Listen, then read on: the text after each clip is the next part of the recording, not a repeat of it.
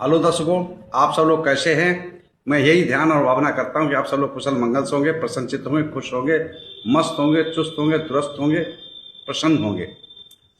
तो जैसा कि मैं हर रोज कहता हूं, फॉलो सब्सक्राइब करो न करो ये तो आपकी मर्जी है, पर ध्यान लगाकर, मन लगाकर, चित्त लगाकर, दिमाग लगाकर, माइंड लगाकर सुनते रहो, बस यही हमारी अर्जी है। बस यही हमारी अर्जी है। बस यही हमारी अर्जी है। तो जैसा कि हम लोगों की दंपति की गाथाओं का पाठ चल रहा है, तो आज की गाथा है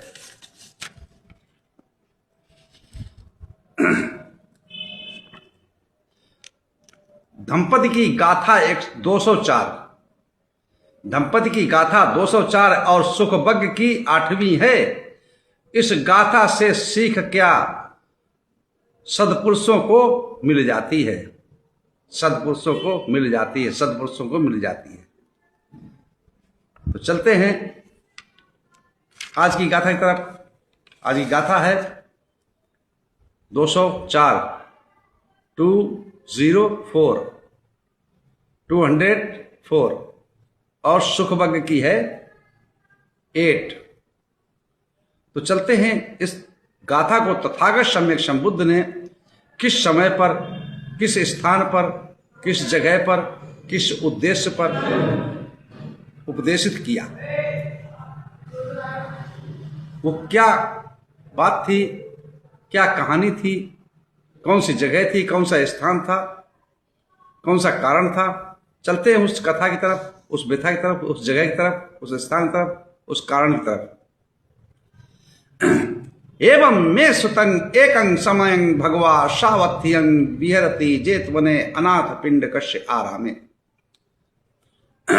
ऐसा मैंने सुना, एक समय तथागत सम्यक संबुद्ध श्रावस्ती के अनाथ पिंडक द्वारा बनाए हुए जेतवन आराम में विहर रहे थे। उस समय की घटना है, उस समय की कहानी है। जो श्रावस्ती का कौशल नरेश, कौशल की राजधानी थी श्रावस्ती, तो कौशल नरेश जिसका नाम था प्रसेनद, पाली में कहते हैं प्रसेनजित, कहते हैं हिंदी में। तो प्रसेनजित जाता जो है, राजा जो है, उसकी खुराक भी अच्छी थी। एक जवान व्यक्ति था, अच्छा खाना खाता था, राजघराने का था, एक्सरसाइज भी करता था, हैं, व्यायाम भी करता था, और भगवान बुद्ध के प्रति बहुत ही श्रद्धावान, आस्थावान था। तो एक दिन क्या हुआ, सुबह सुबह वो जो है बहुत ज्यादा नाश्ता करके घर से निकलता है। कहां? चलो भाई भगवान बुद्ध के पास जाएंगे, दर्शन करेंगे। पहुंचता है कहां पर?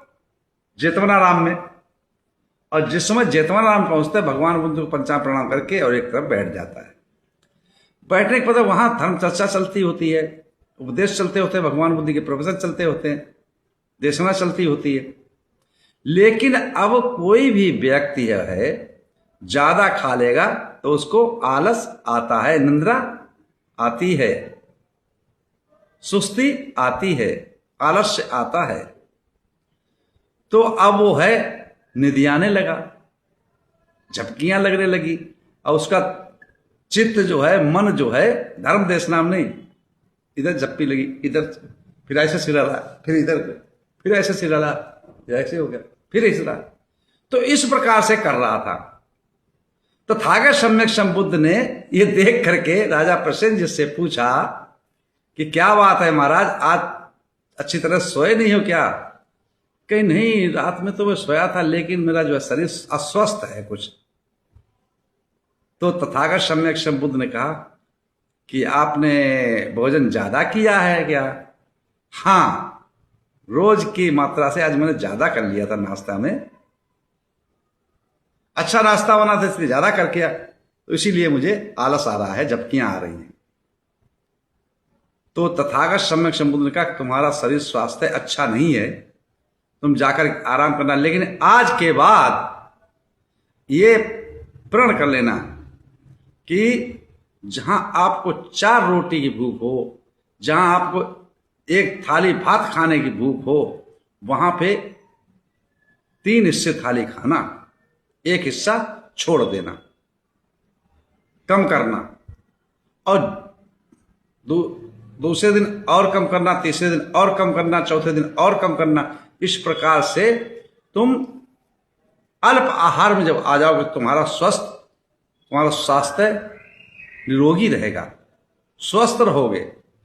भोजन की मात्रा शरीर में जाननी चाहिए कि हमें इस जीवन की गाड़ी चलाने के लिए, शरीर को चलाने के लिए कितना भोजन करना चाहिए, उतना ही पर्याप्त लेना चाहिए। ज्यादा कर लोगे तो आलस आएगा, निंद्रा आएगी, सुस्ती आएगी। तो तथागत की बात को सुनकर के उसने सिरोधार्य किया और जाकर के उस दिन से उसने यही करना शुरू कर दिया। आज 1 मुट्ठी चावल कम खाए, कल 2 मुट्ठी कम किए, परसों 3 मुट्ठी कम किए, तो 4 मुट्ठी कम किए, परसों 6 मुट्ठी कम की। इस प्रकार से उसने आधा भोजन कम कर दिया। अब वो स्वस्थ होने लगा, फुर्तीला होने लगा, शरीर में फुर्ती आ गई, आलस दूर हो गया, निरोगी हो गया। फिर वो तथागत सम्यक संबुद्ध के पास पहुंचता है और कहा था, तथागत सम्यक संबुद्ध कहा कि हे शास्ता, हे अरहत, आपने मुझे अच्छा मंत्र बता दिया, अब तो मैं बहुत हष्टपुष्ट हो गया हूं, बहुत स्वस्थ हूं, निरोगी हूं, कोई रोग नहीं है। तो उसी समय तथागत सम्यक संबुद्ध ने इस गाथा को प्रकाशित किया है। क्या कहा है, मैं संक्षेप में समझाऊं। आरोग्य होना परम लाभ, आरोग्य होना परम लाभ, परम लाभ, और संतुष्ट रहना परम धन है। जो व्यक्ति मेरा विश्वासी है वह मेरा सगा संबंधी है, वह मेरा सगा संबंधी है, वह मेरा सगा संबंधी है।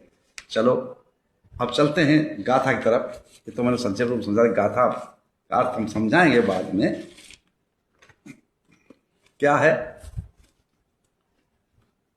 कि आरोग्य परमालाभा, आरोग्य परमालाभा, संतुष्टि परमं धनं। आरोग्य परमालाभा, संतुष्टि परमं धनं। विश्वासा परमायाति, निब्बानं परमं सुखं। विश्वासा परमायाति, निब्बानं परमं सुखं। शरीर निरोगी होना परम लाभ है और संतुष्ट रहना परम धन है। और जिस व्यक्ति का हमें विश्वास पात्र है, हमारा जिसका हमें बहुत कठोरता से विश्वास है कि हमें दगा नहीं देगा, हमें धोखा नहीं देगा, वो ही हमारा सगा संबंधी है, वही हमारा सगा हितैषी है, वही हमारा सगा बंधु है, वही हमारा सगा मित्र है, जो हमारे सुख दुख में हमेशा साथ देता हो। इसी बात को लेकर के मैंने दो लाइनें लिखी हैं। निरोगी होने से परम लाभी होता है। निरोगी होने से परम लाभी होता है।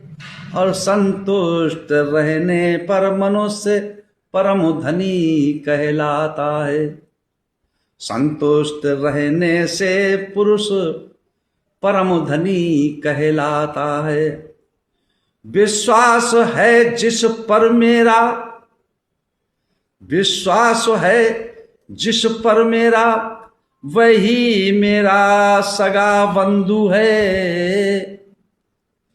और तृष्णाएं जिसकी मर गई संसार में, वही परम सुख है। तृष्णाएं इच्छाएं जिसकी मर गई, वही पुरुष परम सुख है। संसार में वही परम सुख है। आप समझ रहे कि निरोगी होना परम लाभ है, संतुष्ट रहना परम धन है। और जिसका हमें विश्वास है वही हमारा सगा संबंधी, सगा बंधु, सगा ज्ञाति बंधु है, बिरादरी का है, मित्र है, हितैषी है। और निर्वाण मतलब इच्छाओं को तृप्त हो जाना, मर जाना, मार देना, खत्म कर देना, वही परम सुख है।